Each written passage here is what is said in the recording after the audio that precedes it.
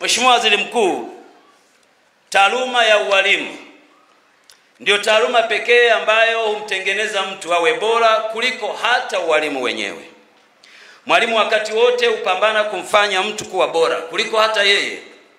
Hujinyima muda wake na nguvu zake zote kumtengeneza mtu kuwa mume bora ama kuwa mke bora wa familia fulani, na baadaye pengine kuwa mzazi bora. Humfanya mtu kuwa raia mwema kwenye nchi. Zaidi sana humfanya kuwa mtumishi ama mfanyakazi ama mzalishaji mali bora wakati wote wa maisha yake. Hii ni taaluma ambayo tunaamini kuwa ni taaluma ya uumbaji wa pili.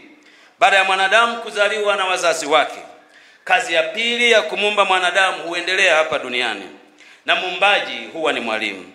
Mwalimu ndiye anayetoa mwelekeo wa maisha ya kila mtu, na ukiona jamii yoyote yenye ustaarabu na kustaarabika haihitaji kupiga ramli kujua nani chanzo chake, ni mwalimu ndio sababu yake.